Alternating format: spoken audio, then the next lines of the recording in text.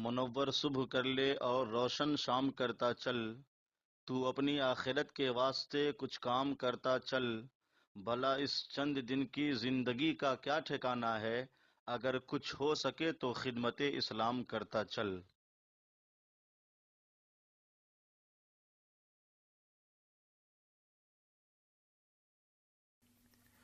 سورہ یونس کی آیت نمبر 104، سورہ یونس کا 11واں رکوع اور آخری رکوع،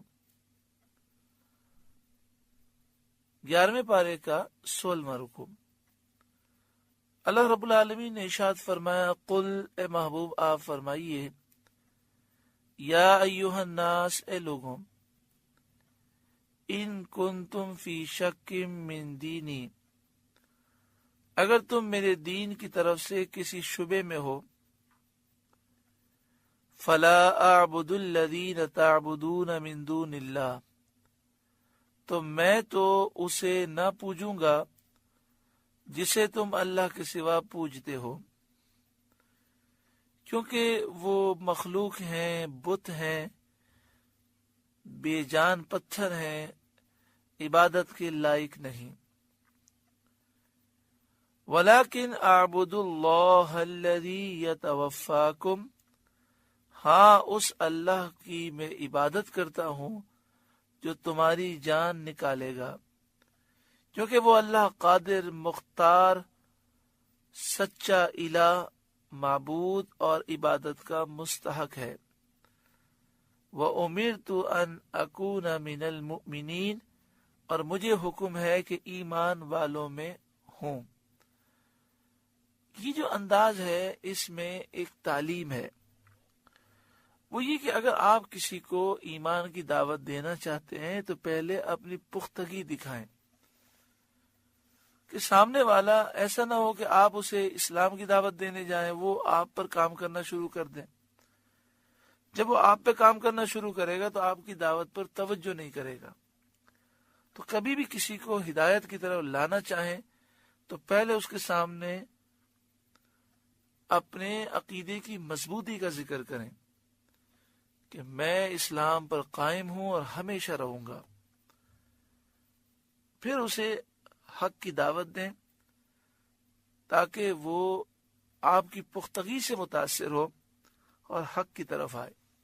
بعض لوگ بدعقیدہ لوگوں کو دعوت دیتے ہیں اور بدعقیدہ لوگ کہتے ہیں کہ پہلے آپ ہماری محفل میں آئیں پھر ہم آپ کی محفل میں آئیں گے، تو وہ ان کی محفل میں چلے جاتے ہیں۔ اب ہوتا یہ ہے کہ وہ بدعقیدہ شخص یہ دیکھ کر سمجھ لیتا ہے کہ خود اس کا ہی عقیدہ مضبوط نہیں ہے، مجھے یہ کون سی دعوت دینے کے لیے آیا ہے۔ اب بجائے یہ کہ وہ حق کی راہ اختیار کرے، وہ جو مومن ہے جس کا عقیدہ درست ہے اسی کو گمراہ کرنے میں لگ جاتا ہے۔ تو یہ بات یاد رکھیں کہ اس طرح جو ہے اسلام کی تبلیغ نہیں ہوتی کہ بندہ کہے کہ ٹھیک ہے میں پہلے آپ کے ساتھ مندر آتا ہوں پھر آپ مسجد میں آئیں۔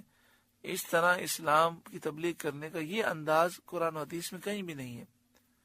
یہ حکم دیا کہ آپ لوگوں کے سامنے اعلان کر دیں کہ میں اللہ کی عبادت کرتا ہوں، اللہ کے سوا میں کبھی کسی کی پوجا نہیں کروں گا۔ وَأَنْ أَقِمْ وَجْهَكَ لِلدِّينِ حَنِيفًا، اور یہ کہ اپنا منہ دین کے لیے سیدھا رکھ، سب سے الگ ہو کر، یعنی مخلص مومن رہو۔ وَلَا تَكُونَنَّ مِنَ الْمُشْرِكِينَ، اور ہرگز شرک والوں میں نہ ہونا، یہ مجھے حکم دیا گیا ہے۔ وَلَا تَدْعُ مِن دُونِ اللَّهِ مَا لَا يَنفَعُكَ وَلَا يَضُرُّكَ، اور اللہ کے سوا اس کی بندگی نہ کر جو نہ تیرا بھلا کر سکے نہ برا کر سکے۔ یعنی اے محبوب آپ یہ اعلان کریں کہ مجھے یہ حکم دیا گیا ہے کہ ان بے جان پتھروں کو جنہیں تم خدا سمجھتے ہو، یہ جھوٹے معبود کسی کام کے نہیں، بے جان پتھر ہیں، نہ نفع دے سکیں نہ نقصان دے سکیں۔ مجھے یہ حکم دیا گیا ہے کہ میں کبھی ان کی پوجا نہ کروں۔ بڑا دکھ ہوتا ہے، بڑا افسوس ہوتا ہے کہ قرآن مجید فقان حمید نے تو مشرکین سے خطاب کیا اور نبی اکرم صلی اللہ علیہ وآلہ وسلم کو حکم دیا کہ آپ کفار مکہ سے یہ کہہ دیں جو بتوں کی پوجا کرتے ہیں. لیکن آج کل لوگ بیچارے قرآن پاک کی تعلیمات سے اتنے دور ہو گئے کہ یہ آیتیں تو انہیں ہندوؤں کے سامنے پڑھنی چاہیے اور انہیں درس دینا چاہیے کہ وہ بت پرستی نہ کریں. ہندوؤں سے تو ان کی دوستیاں ہو گئیں اور شرک کے سارے فتوے مسلمانوں پہ لگانے لگے. حضرت امام بخاری علیہ رحمہ نے یہ لکھا کہ حضرت عبداللہ بن عمر رضی اللہ تعالی عنہما خارجیوں کو کائنات میں سب سے بری مخلوق تصور کرتے تھے کہ وہ مشرکوں کے بارے میں آئی ہوئی آیتیں مومنوں پر فٹ کرتے ہیں، یعنی بتوں والی آیتیں اللہ کے ولیوں پر فٹ کرتے ہیں. اور وَلَا تَدْعُ مِن دُونِ اللَّهِ مَا لَا يَنفَعُكَ وَلَا يَضُرُّكَ. پہلے تو اس کا یوں ترجمہ کرتے ہیں کہ اللہ کے سوا اس کو نہ پکار جو نہ تجھے بھلا دے سکے اور نہ ہی تیرا نقصان کر سکے. پھر آگے تشریح میں کہتے ہیں کہ اللہ کے ولیوں کو نہیں پکارنا چاہیے، وہ مدد نہیں کر سکتے. یہ بالکل باطل تعویل ہے اور قرآن پاک کا معنی اپنی مرضی سے غلط کرنا یہ کفر ہے. یہ مشرکین مکہ کا رد ہے. اور ما لا ینفعو کا یہاں ماں سے بے جان پتھر و بت مراد ہیں جو نفع بھی نہیں دے سکتے نقصان بھی نہیں دے سکتے. جہاں تک فرشتوں، نبیوں اور ولیوں کا تعلق ہے انہیں اللہ نے بے شمار اختیارات دیے ہیں اور وہ اللہ کی عطا سے نفع بھی دیتے ہیں اور نقصان بھی پہنچاتے ہیں. حضرت جبریل کئی مرتبہ عذاب لے کر آئے اور کئی مرتبہ حضرت جبریل اللہ کی رحمتیں لے کر آئے. فَإِن فَعَلْتَ فَإِنَّكَ إِذًا مِّنَ الظَّالِمِينَ. پھر اگر ایسا کرے تو اس وقت تو ظالموں سے ہوگا. وَإِن يَمْسَسْكَ اللَّهُ بِضُرٍّ فَلَا كَاشِفَ لَهُ إِلَّا هُوَ. اور اگر تجھے اللہ کوئی تکلیف پہنچائے تو اس کا کوئی ٹالنے والا نہیں اس کے سوا. دیکھیں حقیقی طور پر مشکل دور کرنے والا اللہ تعالیٰ ہے، لیکن اللہ تعالیٰ نے اسباب بنائے ہیں. فرشتے مدد کرتے ہیں. اللہ تعالیٰ نے 60 فرشتے ہر مومن پر مقرر فرمائے جو انسان کی مدد کرتے ہیں. اولیاء مدد کرتے ہیں، انبیاء مدد کرتے ہیں. لیکن عقیدہ یہی ہے کہ حقیقی مددگار صرف اللہ تعالیٰ ہے. یہ اللہ کے حکم سے کرتے ہیں، اللہ کے اذن سے مدد کرتے ہیں. اگر اللہ نہ چاہے تو کوئی کسی کی تکلیف دور نہیں کر سکتا. وَإِن يُرِدْكَ بِخَيْرٍ فَلَا رَادَّ لِفَضْلِهِ. اور اگر تیرا بھلا چاہے تو اس کے فضل کا رد کرنے والا کوئی نہیں. اللہ تعالیٰ ہی نفع اور نقصان کا مالک ہے. تمام کائنات اسی کی محتاج ہے. وہی ہر چیز پر قادر اور جود و کرم والا ہے.